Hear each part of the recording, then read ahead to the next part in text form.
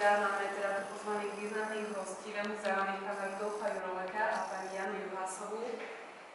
Tešíme sa, že prijali naše pozvanie a keďže pani Jana Juhásová je literárna vedkyňa, ktorá sa zaoberá poéziou 20. storočia a pán Rudolf Jurolek je oravský básnik, takže sme vlastne prenikali jej slovo a dohodli sme sa, že ona nás prevedie svetom poézie pána Juroleka. Takže dáme vám slovo. My sme sa tu vlastne stretli aj preto, aby som urobila aj také intro, že obidvaja sme získali vďaka našej podpore cenu Kniha Oravy. Rudo za výber poézie Obsah ticha, ktorá vyzerá takto. Vyšla v minulom roku v pražskom vydavateľstve Dibuk.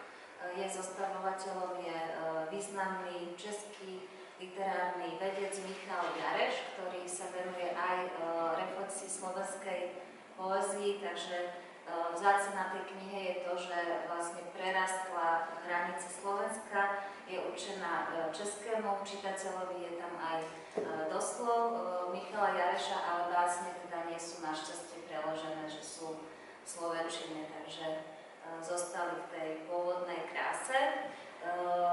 Ja som napísala o Rudovi, tak tomu hovorím, tak nebudem hovoriť pán Jurolek, ale tak ako ho oslovujem bežne, monografiu, ktorá sa volá Belase O.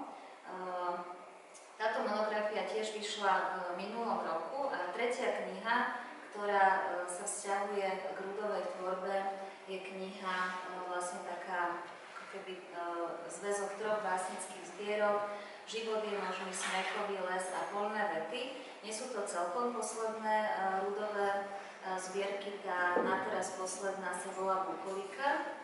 Tá vyšla v roku 2021 a za ňu teda získal Rudo národnú cenu za poéziu Zlatá vlna.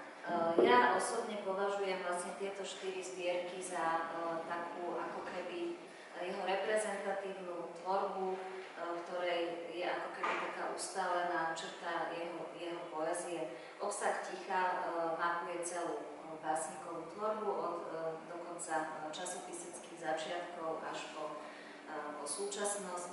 No a čo mňa veľmi teší ako teda človeka, ktorý sleduje Rudovú tvorbu, je to, že napriek tomu, že tá tvorba je taká minimalistická, stíšená, nepredvádza sa, tak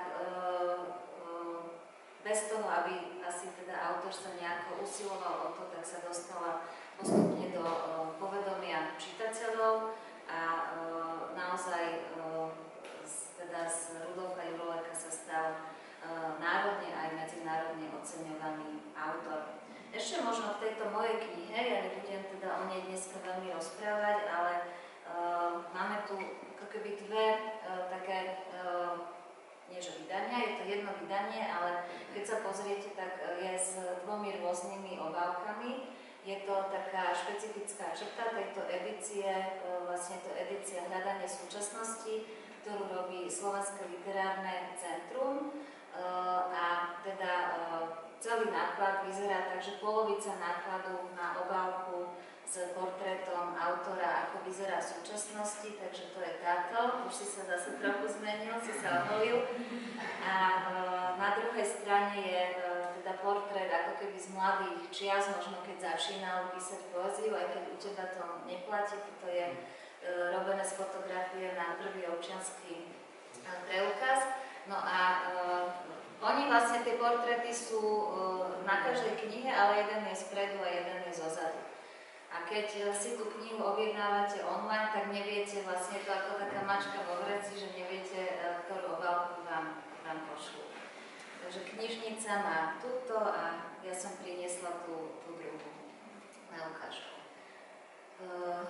No, tak ja by som na úvod poprosila Rudo teba, aby si prečítal takú ochutnávku zo svojej poézie, možno práve teda z tej reprezentatívnej polohy. A ja som si pripravila nie až tak veľa otázok, pretože myslím si, že ste tu aj preto, aby ste sa sami spýtali autora to, čo vás zaujíma, takže takže urobíme potom taký blok tých mojich otázok a potom dám priestor na vaše otázky. Najskôr vás všetkých pozdraviť. Dobrý večer, alebo ešte dobrý deň. A poďakovať vám, že ste prišli. Niektorí som osobne pozýval, tak sú tu, niektorí nie. Tak dúfam, že aspoň, neviem, toto je nahrávané, tak možno, že cez nejaký Facebook alebo internet si to môžu pozrieť potom.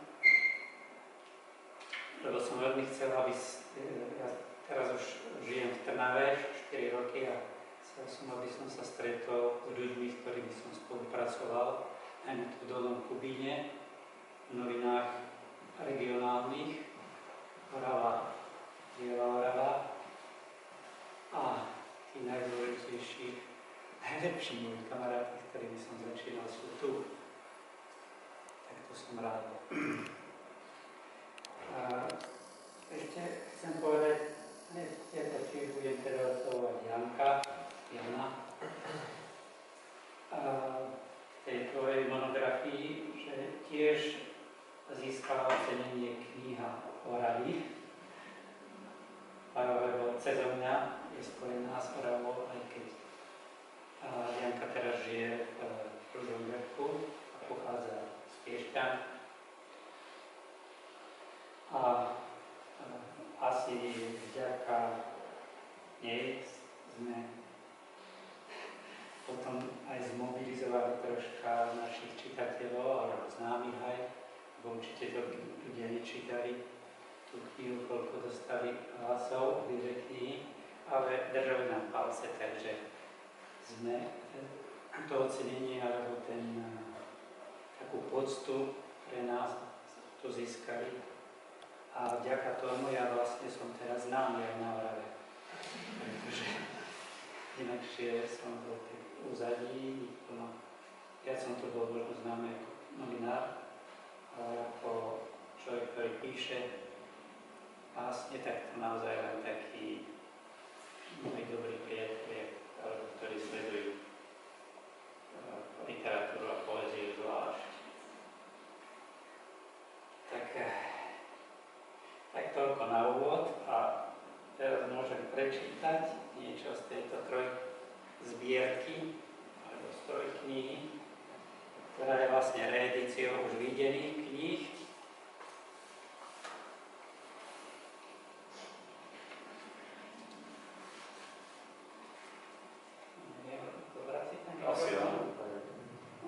Slavo, počujete, teraz už to je zasa príliš, nie?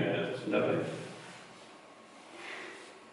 No, začnem z tej prvej zbierky Život je možný. A tam je takáto báseň, ktorú vždy na začiatok teraz v posledných časoch čítam, tak aj teraz. Nepoviem vám, že milujem. Láska je príliš ťažké bremeno. Unesú ho len zvieratá a svätí. Čo vám môžem povedať? Že som slabý a premôže ma už krátky pohľad do oka uštvaného koňa alebo kravy hnanej na bytúnok? Nie, nedokáže milovať. Všetko, čo cítim, je bolesť. A nechcem, aby ma ktokoľvek miloval. Také tvrdé to je. Neviem, aký som bol vtedy situácii, že som to napísal. No, ale potom mám takú celkom z druhej strany možno, alebo možno vysvetľujúcu. Zvony odbijajú poludnie. Ležím na lavičke v lesnom parku. Hľadím do neba cez zelený trblec stromov. Evolúcia na mňa zabudla. Ešte vo mne zostali zreteľné zvyšky rája. To sú dve na úvod.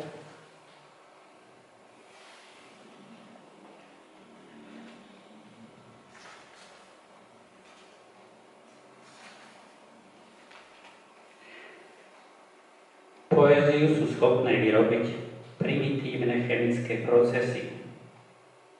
Táto báseň má v sebe 2 deci červeného vína. Ale najskôr bolo slnko, dážď a hlina. Nenapíšem báseň, v ktorej by som nebol.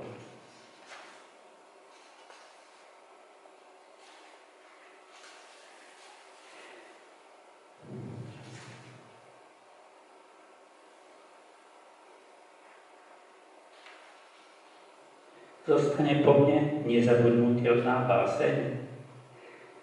Rozplyniem sa na čísi modrý sen. Svetá márnosť. Nezostane nič. To je pokoj. Už nechcem vedieť viac. Prečo neviem žiť ako lesná zver, ktorá vie práve toľko, aby mohla zostať slobodná? Čo potrebujem vedieť?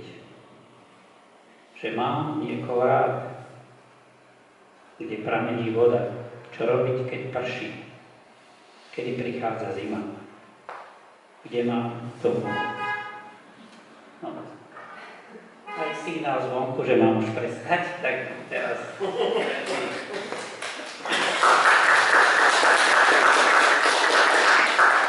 Dobre, mal si to dohodnuté, možno aj mne niečo zatrubí od chvíľu. Ja začnem takou otázkou, možno trošku provokatívnou. Keď som asi pred týždňom to bolo, vyhlasovali nových nominantov na tohtoročnú cenu Zlatej vlny na Rádiu Devín, tak bol tam vlastne taký úvod, myšlienka, že ak nám poézia neroztrhne dušu, tak je zbytočná. A ty si teraz prečítal teda časť svojej tvorby na ochutnávku, kde sme mohli zachytiť, že tie tvoje texty sú veľmi jednoduché, minimalistické, sú to ako keby také možno lyrizované záznamy, nenásilné reflexie obyčajných vecí. Ty takú poéziu aj rád čítaš, a teda poviem, že aj prekladáš rakúskeho básnika Michala Donhausera, ktorý ako keby je taký spriaznený typologicky s tebou. A teraz sa vrátim k tomu výroku, že ako tento typ poézie dokáže, ktorá je teda jednoduchá, dokáže roztrhnúť dušu.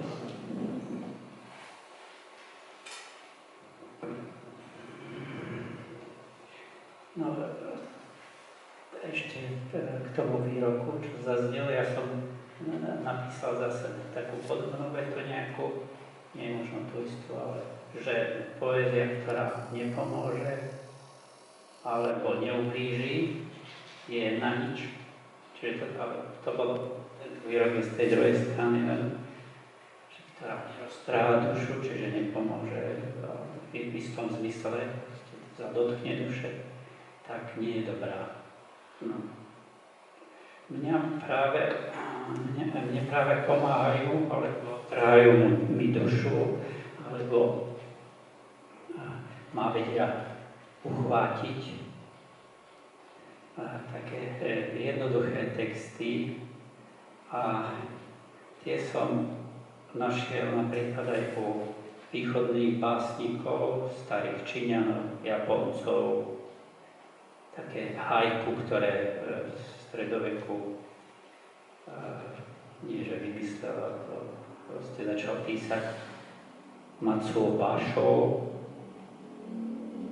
tak to má vlastne len 17 slabík, 3 verše, 5 slabík, 7 slabík a 5 slabík, ale je v tom v podstate celý vesmír, alebo vždy autor sa snaží, keď píše haiku, aby to tam bolo nejaká zachytená chvíľa, keď sa naraz odrazí to celé univerzum, to celé bytie, v takej totalite, totálnosti alebo absolútne, a vtedy ma to dokáže zasiahnuť. taký jeden z tých japonských básnikov, neskôršie už na začiatku 20. storočia písal tieto haiku. Napísal napríklad, to rád citujem, že po verande skacká vrabec, má mokré nožky. A Jack Kerouac, ktorý to cituje, tam som to prvýkrát čítal v románe Darmoví tuláci, tak sa tam nadchýnal týmto, že je to všetko, aj ten dážď, lebo má mokré nožky, a teraz to estetično tej podlahy drevenej, po ktorej skacká ten zarac, a tými klapkami, nôžkami to tam kreslí. Ten subjekt v tých haiku je vždy väčšinou potlačený, ale je to niečo, čo práve v tej chvíli sa deje. Nejaký obráz. No, a ešte proste chcem povedať tým, že tá jednoduchosť a taký ten minimalizmus, s ktorým ma spájajú, Michal Jareš hovorí, že len ako východisko, pretože minimalistické to bol smer určitý v 50. 60. rokoch, a taká skutočne minimalistická báseň, vzor je Aram Saroyan, napísal báseň, ktorá znie, že light. To je jedno slovo light, svetlo. Ale graficky to tak malo, že to GH v angličtine bolo dvakrát zdvojené, čiže aj je to zároveň optická báseň, ale aj to tým, že svetlo povieme, tak ako by sme všetko že vzniká z toho svetla. Takže je v tom aj veľká sila. A to je minimalizmus pravý. Ja nepíšem takéto minimalistické básne, ja píšem skôr také, že sporé, že aby to malo čo najmenej slov, aby tam neboli nejaké príliš veľké ozdoby. Proste čo najjednoduchšie. Hlasím sa k tej jednoduchosti, myslím si, že stále ešte aj napriek tomu, že už v tých dejinách skúšali umelci výtvarní a hudobní, alebo aj básnici čo najväčšiu jednoduchosť, stále sa tam dá ešte niečo objaviť, a ja sa chcem stále o to pokúšať, stále z toho čerpať. Zdá sa mi, že práve tá jednoduchosť je ešte nevyčerpaná, alebo aj nevyčerpateľná, že tam stále sa dá niečo nachádzať. Jedna taká básnička, ktorá sa mi tiež veľmi páči, som bol ňou uchvátený, napísal sa tiež Japonec Nanao Sasaki, a už ho budem zasa čítať, ale teraz už sa pokúsim reprodukovať z pamäti, je veľmi jednoduchá. Přinesol som vodu ze studánky. Nazbíral jsem džívy do kamen. Popovídal si se sousedem. Slunce zapadá. Veľkolepý den. Nič tam nie je, len 5 vied jednoduchých, ale za tým je celá tá filozofia toho človeka, ako žije, čo uznáva, aké hodnoty. Čiže toto je môj taký akoby ideál, písať také jednoduché veci. Robert Lax, musím ho spomenúť, lebo teraz som si kúpil knižku Přístav toužil, a v češtine som zasa čítal si básničky, ktoré som predtým cez nemčinu a angličtinu študoval. Sú veľmi jednoduché, tiež minimalistické, lebo on pracuje s pár slovami, ako napríklad zem, more, alebo obloha, strom, kruh, svetlo, tieň, ešte tiež, to má dôležité slova. Schválne proste len s týmito slovami, ale je to príliš jednoduché, takže veľa čitateľov nemá, bohužiaľ, tento autor. Žil 30 rokov na ostrove Patmos a tam si písal tieto vecičky a kreslil kruhy. Lebo ja aj výtvarník som sa dočítal maliara s tými svojimi kruhmi, čo kreslil. Ale kamarátil sa napríklad s Thomasom Mertonom, čo bol trapistický mních a bol aj filozofom, aj básnikom a on dokázal v tých svojich esejách to aj zdôvodniť nejako. Lax písal zasa denníky, viac denníkov z toho svojho Grécka a tam to tiež sa dá viac potom objasniť. Tá jeho poézia je jednoduchá, proste na hranici a tiež to má súvisť aj s maliarstvom. Taký maliar Ed Reinhardt sa volal, americký, ktorý kreslil geometrickú abstrakciu, ale len takých čiernych odtieňoch. Pridával do tej čiernej nejaké iné odtiene. Zelená, červená. Všetko to vyzeralo na prvý pohľad ako len čierna, ale keď ste sa na to pozreli lepšie, tak ste videli potom aj tie ďalšie farby. Dobre, tak sme aj nahliadli do tvojho čitateľského vkusu týmto vstupom.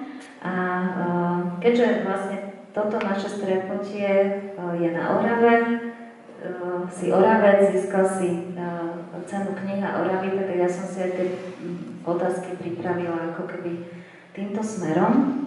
A ja prečítam nie celé básne, ale úryvky z dvoch básni, ktoré mi pomôžu uviesť tú otázku pre teba.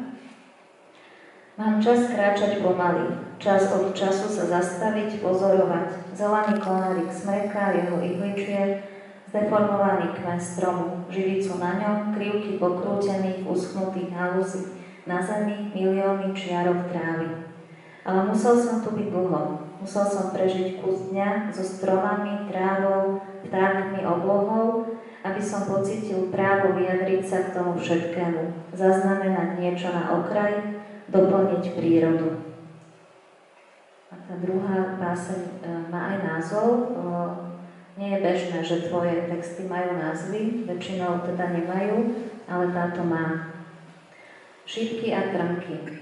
Šípky a trnky, dve skvostné farby Oravy, dva plné tvary tohto kraja. Ale aj, a to možno najviac, chuť tohto kraja. Vášnivo ohnivé plody šípky a triezve, vážne plody trnky vytvárajú dokonalú rovnováhu. Každú jeseň sa naplňajú vždy znova a znova, vytrvalé, plynúce z akéhosi skrytého prvotného poriadku tohto kraja. Nič sa z nich nestráca, nič z nich nepribúda, stále rovnako plné, završené. Vrcholná červen šípok už nemôže byť červenšia. Je jas, sviežosť, nástojčivosť a zároveň melancholía až prízeň. Na svetle sa skvie, v tieni potemnieva, zahusťuje sa vystúpená a sústredená na povrchu hladkej, tenkej šupky. Cítim teplo roka, ktoré je v nej zadržané. Teba, keď teda charakterizuje literárna veda, tak často používa také označenie, že píšeš prírodnú poéziu s jemným spirituálnym akcentom. Myslím, že to aj v týchto dvoch textoch bolo cítiť.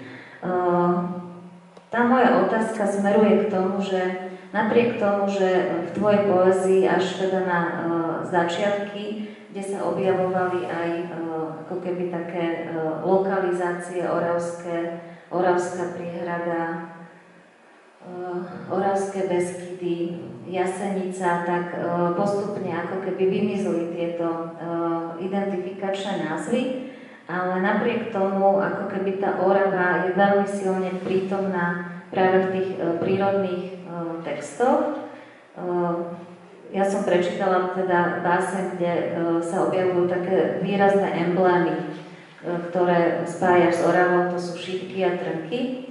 Tá moja prvá otázka je, že čo keby si mal vymenovať v nejakých takýchto možno označenia pre teba ten kolorit Oravy vytvára.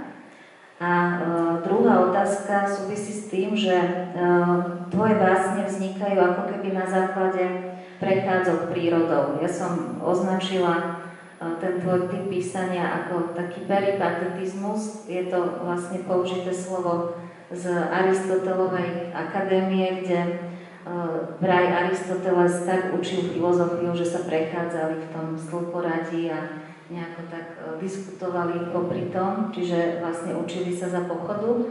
Aj tie tvoje texty vlastne vznikajú podľa toho, čo si aj hovoril, ale je to aj citeľné v tých básniach, lebo mnohé začínajú tým, že vykročím na vrch, stúpam do kopca, čiže je tam ako keby ten motív cesty. Takže tá druhá otázka je, že ako vlastne vyzerá taká tvoja prechádzka, z ktorej si prinášaš báseň?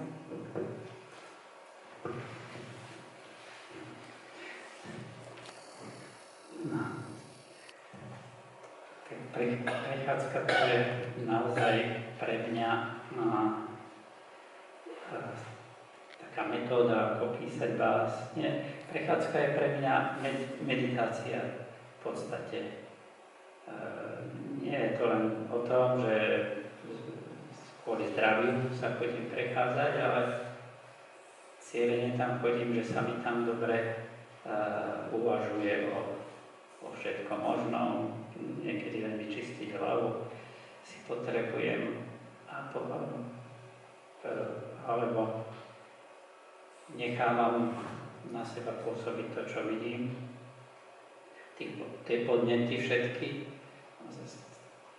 A keď mi niečo napadne, lebo pri tej chôzi to je zároveň tak, že tá hlava, tá myseľ ako keby bola naviazaná u mňa aj na tú chôzu, na tú fyzickú činnosť, že sa mi vtedy rozbieha viacej.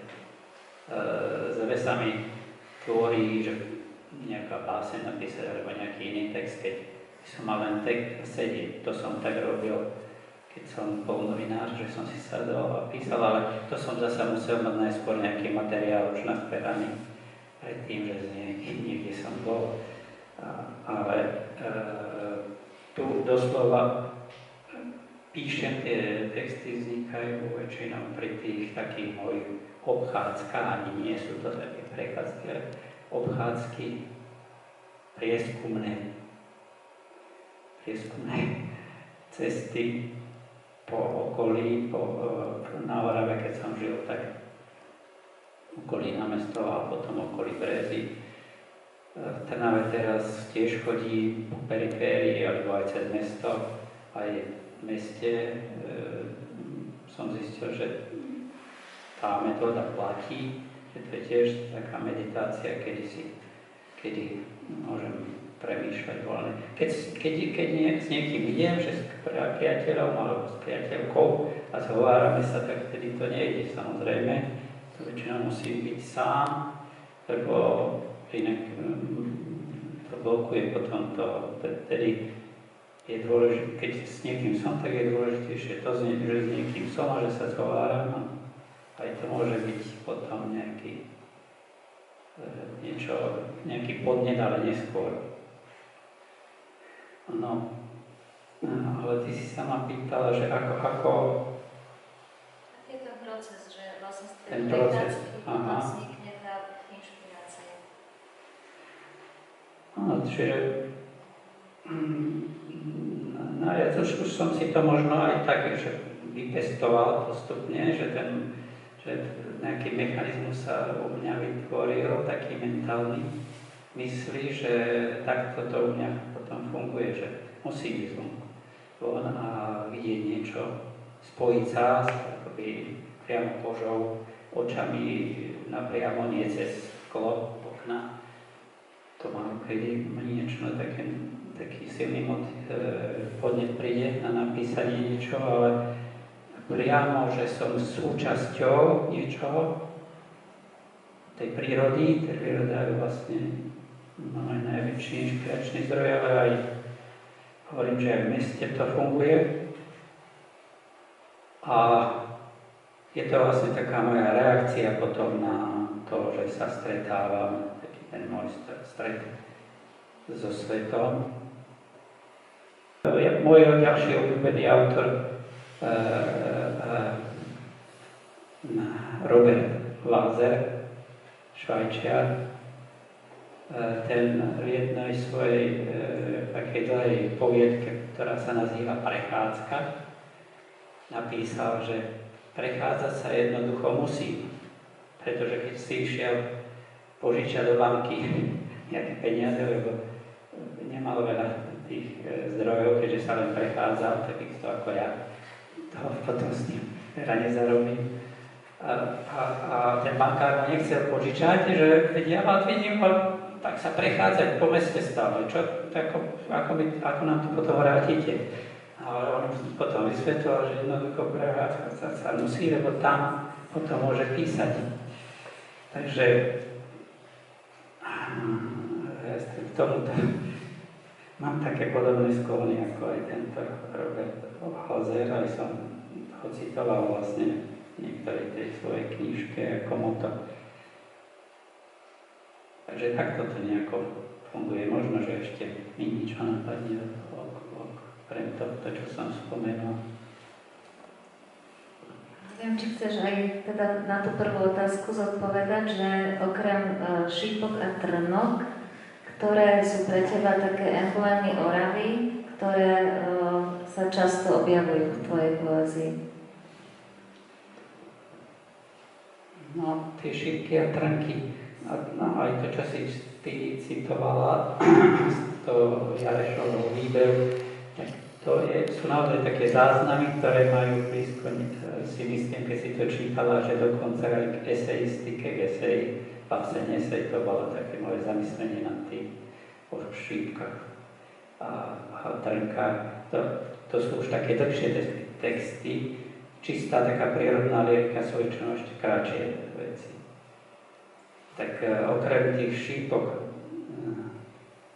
tak to sú napríklad aj farby, okrem tej červenej a modrej, takej zamatovo-modrej,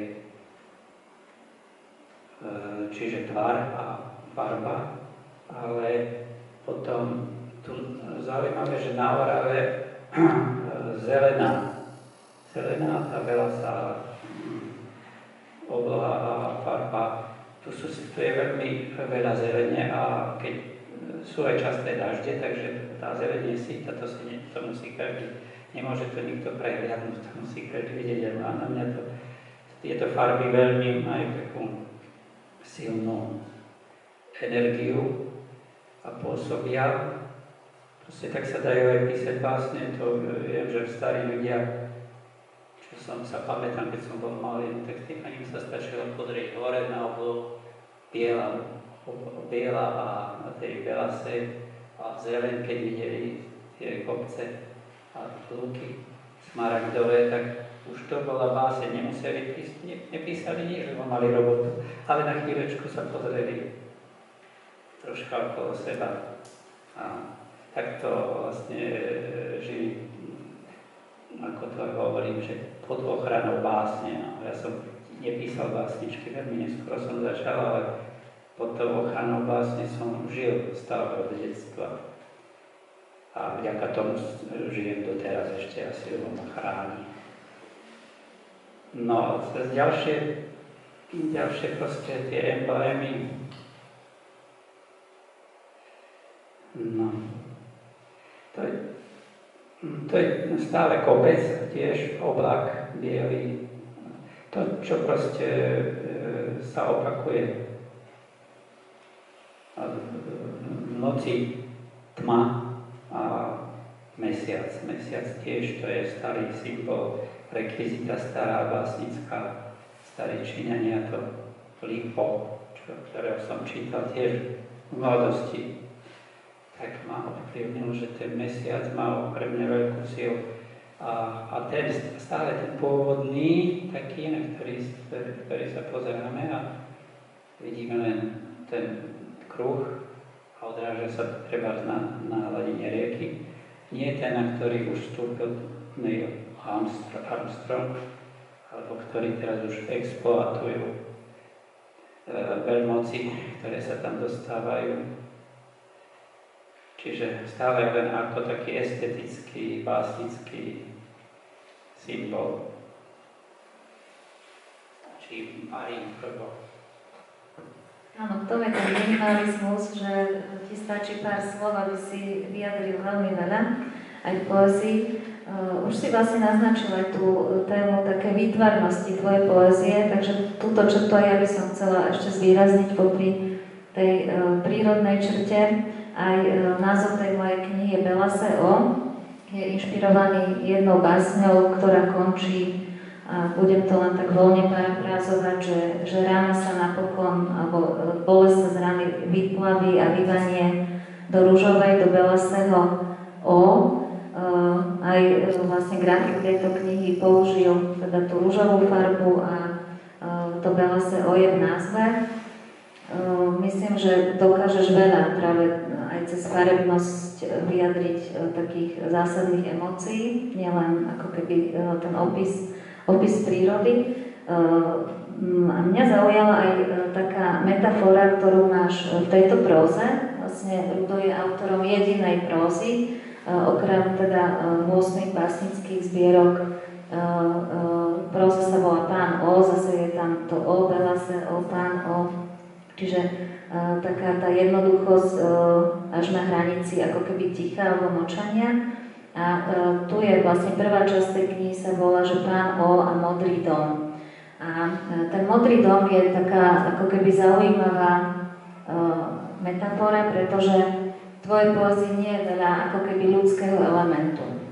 Okrem debutu, posunok, kde teda vystupuje ten tvoj lyrický subjekt aj v role otca, manžela, takého obyčajného človeka, vojaka napríklad, študenta. Cítime tam takéto životné pozadie. Je tam teda aj postava napríklad ženy, detí, tak rodičov. Postupne toto vyznie z tvojej poézie naozaj, ako keby je to prírodná poézia bez ľudí. Ale v tejto próze je žena a je tam ako keby taká túžba po žene cez ten obraz Modrého domu.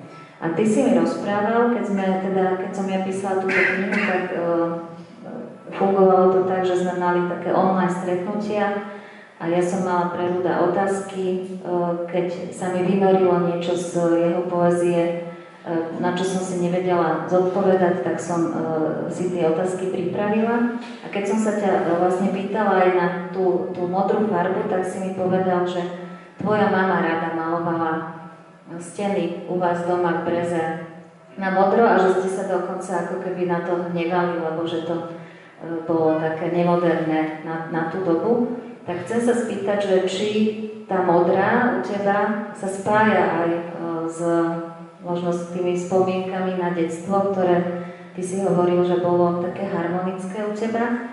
A tá harmonickosť je naozaj aj takou silnou črtou tvojej poézie, že hoci sú v nej často aj také melancholické polohy, tak oni často ako keby potom sa tak harmonizujú, upokojujú, ako keby vyvanujú hej, do toho belasého O, ako si to nazval.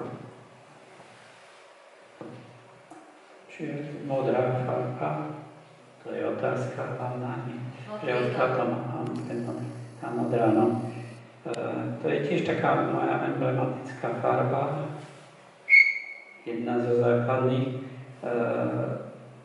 Ty si v jednej štúdii napísala, že abstraktný maliar Kandinsky ju označil ako, že to je duchovná farba, ale to nie len ono. všeobecne sa považuje za duchovnú farbu. Z čoho to je? Zaujímavé, aj ďalší maliar Ján Kudlička z Ružomberka. On mi hovoril, že tú modrú mám asi aj z toho, že kedysi na dedinách tie dreveničky, keď boli, ale mali sokle kamenné, natierané boli na bielo, už neskôr, ale väčšinou predtým na belaso. Že to bola taká ochranná aj farba zároveň, alebo okná, rámy boli na belaso, na modro. To som si všimol aj v skanzénoch, že to je tak. Čiže tam modrá je v tej tradícii. Mám to zrejme z toho detstva a to, že moja mama mala tiež, čiže mala asi som zdedil po nej ten vzťah modrej, že on jej sa tá farba páčila, tá belasa, svetlo modrá, keď namalovala izby, tak mne sa to zdalo vtedy také až gíčové, ale tá farba sama o sebe naozaj má niečo v sebe. Je to zrejme aj vplyvom evolúcie, lebo je to spájane s tým, že keď modrá obloha bola, tak vtedy bolo dobre väčšinou na svete, pekný deň, pekné počasie, vtedy sa živočichy tešia. Aj ľudia určite to mali radi, takže taká ochranná farba, to nebo belase. Zatiaľ ťa predstavovali ako básnika, čo je teda aj hlavným cieľom tejto besedy, ale ty si na Orave bol spätý aj s tým, čo už si teda povedal, že si bol dlhé roky redaktorom časopisu alebo Novín Orava, Biela Orava, ale okrem toho ty si mal aj vlastné vydavateľstvo.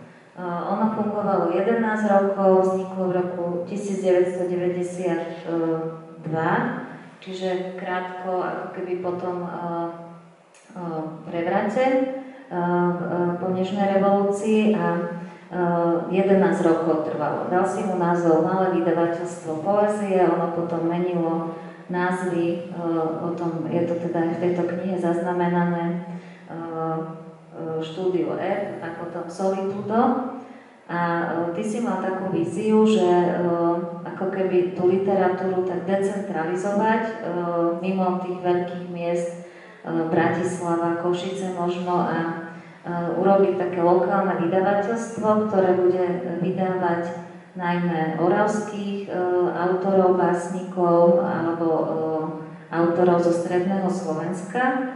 A tá vízia tak korešpondovala aj s tou tvojou poéziou, že tie knihy boli v mäkkej väzbe. Ja som priniesla jednu, ktorá vlastne tvoja vyšla v tom vydavateľstve Putovanie Jakuba z rána, že ten obal je mäkký, je to lepená väzba, čiže také nízko nákladové boli tie knihy. Dokonca mal si takú túžbu, že aby si autori, ktorí v tom tvojom vydavateľstve vydávajú poéziu, sami ilustrovali. Niektorí aj teda pristali na to, aj ty si sám ilustroval tieto svoje knihy. A ja sa chcem spýtať, že ktorých takých oravských autorov sa ti podarilo cez túto vydavateľskú činnosť objaviť, ktorí sa možno stali aj tvojimi priateľmi, alebo ktorých aj obdivuješ. Takže z tých všetkých, ktorých si vydal, ktorí boli takí Oravci, ktorí oslovili teba.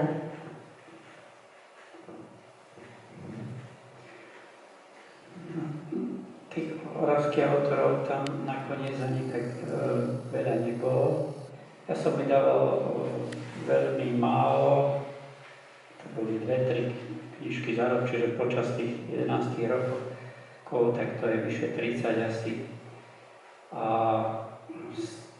z tých oravských, keď si teraz mám narýchlo spomenúť, dúfam, že nezabudnem, boli to aj nielen básnice, čo písali básne, ale aj prozaici, poviedky písali. tak ako prvý mám dojem, že bol Štefan Balák ozaj. No to už, on bol už renomovaný, v podstate známy v rámci Slovenska, Štefan Balák, rodák z Lovce, ale žil v Bratislave v tom čase a on si ma všimol a že aj som začal vydávať, tak sa ku mne prihlásil, ma aj navštívil v Breze a chcel vydať teda knižku u mňa. Srdcom si svietim sa to volá, čiže to bol prvý bol Grebáč Ignác Orlov, ktorý už vtedy nežil, to bol vlastne taký predchodca slovenskej katolíckej moderny. A on práve preto, že bol kňazom a písal takú duchovnú poéziu, šťastí aj náboženskú, tak za obdobie komunizmu a reálneho socializmu sa proste nevydával ani nejako nepropagoval. Tak ja keď som ho vlastne potom tiež dodatočne objavil, tak som ho vydal. Potom Theo Florin, to som ale v rámci Viezospalova Kubína, tam vychádzala taká bibliofília. Tak tam Theo a Florin a ukážky, taký výber krátky a Rudolf Dillon, to už bol predstaviteľ slovenskej katolíckej moderny a to už boli obidvaja dobrí básnici, kým Orlovovi stále sa tak akože doteraz, že by bol považovaný za nejakého dôležitého až básnika nie, vydal 2 knižky, ale ten môj výber, tam som našiel kvalitné básne, takže som ho vydal. Dokonca potom, som zistil, že bol aj troška v rodine, nie priamo, ale cez moje nejaké tety, ktoré sa potom vydali za Grebáčov. A cez to on bol Grebáč, Orlov bol pseudonym. A tento redaktor v slovenskom rozhlase Marián Grebáč, neviem, či si ho pamätáte, už skončil, tak bol tiež jeho príbuzný a on sa tiež ku mne tak hlásil, že trošku sme aj zjavení príbuzní cez tých našich predkov. A bol veľmi rád, že som tú knižočku, taký zošit, to bol vydal. A potom ešte som spomenul toho Dillonga, ale ešte jedného dôležitého z tých starších.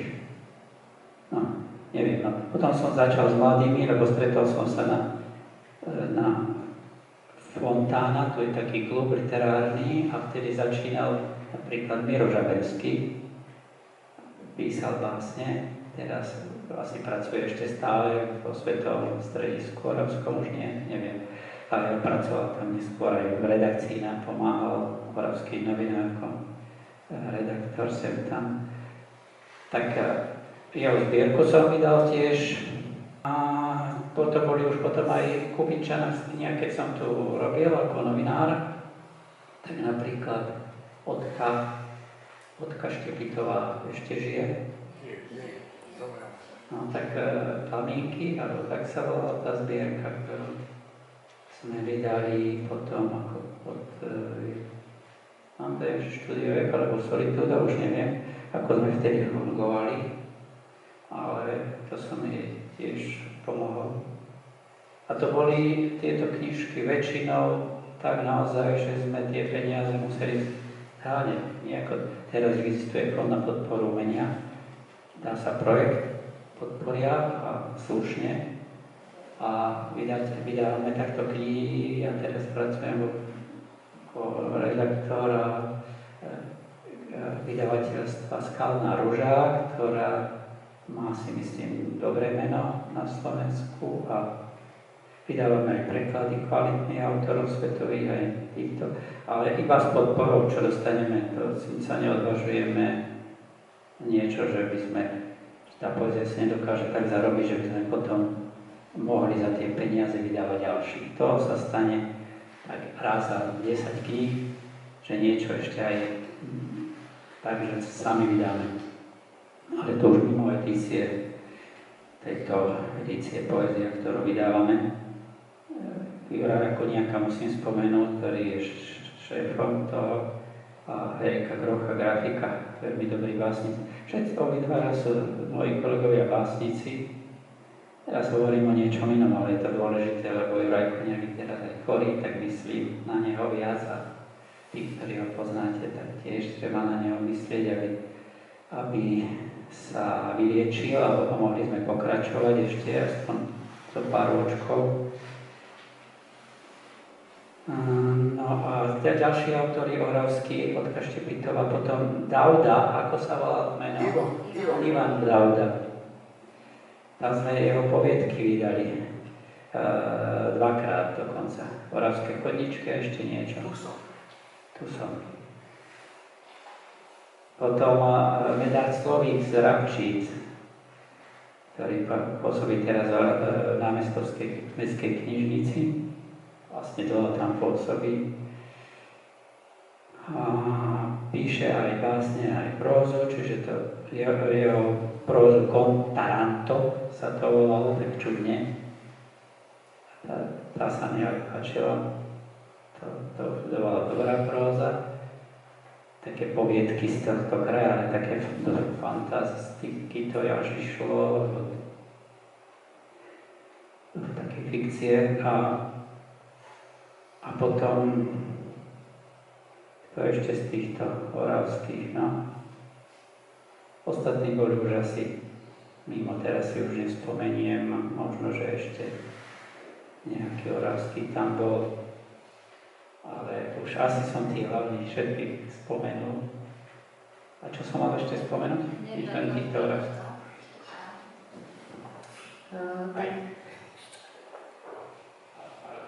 Rališku sme nevydali, ale to bolo u vás asi. To som si vydal sám.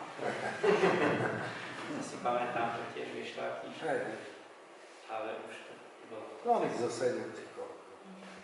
Tak je to milá táto spolupráca s hľadiskom. Už vlastne sa pripravuje na tú druhú časť, kde dáme slovo poslucháčom, ale urobíme taký prestrih, že ešte nám prečítaš niečo zo svojej poézie.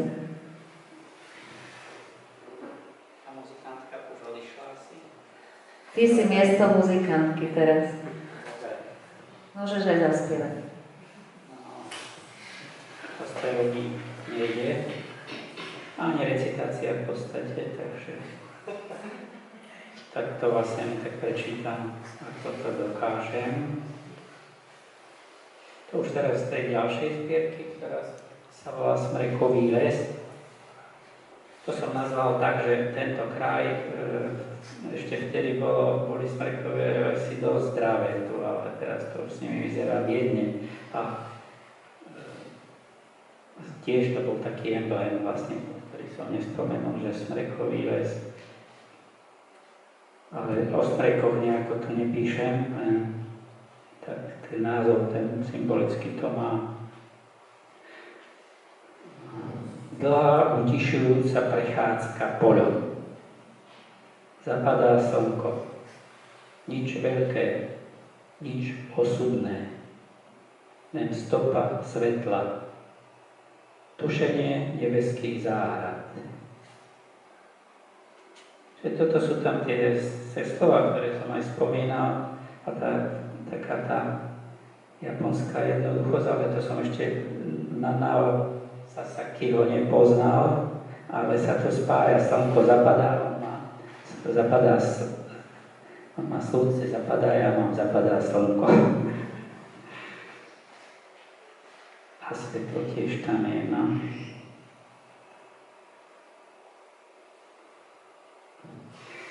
Toto je vrchol života, povie istá Portugalka Sofia a ďalej hľadá, no nemôže nájsť cestu do raja.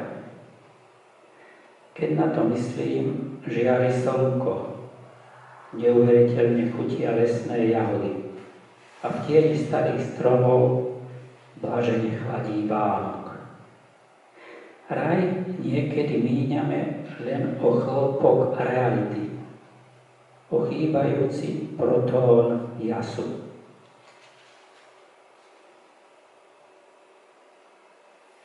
Chvejivé tiene tráv na trblietavom dne bystriny. Tónistá lesná cestička.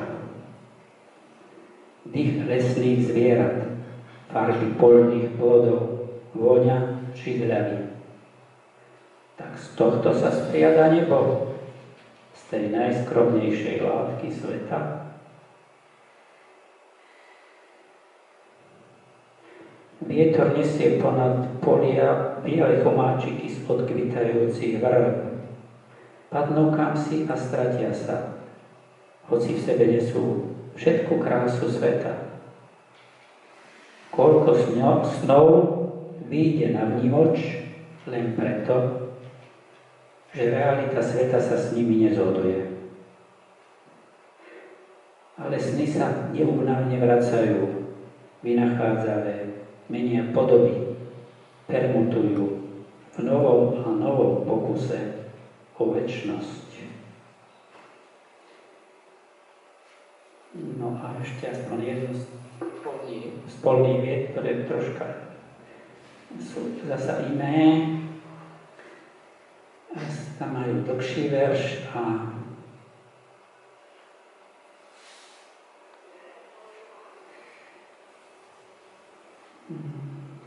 pomalý sivý dážď padá na všetko letné svetlo, na všetky lúpene a lístky, karmíny a žlte, na všetku nevidnosť. Chodím, ako by som hľadal večnú záhradu. Dívam sa, ako by som chcel uzrieť niečo, čo ma zachráni. Zo suchej byle snímem trocha semien, rozmolím ich dlani a zacítim ostrú vôňu toho, čo bolo. 4 biele záhradné stoličky na okraji čistiny, prázdne, strnulé, s intenzívnym existenciálnym napätím. Svet ako objekt básnickej exploatácie.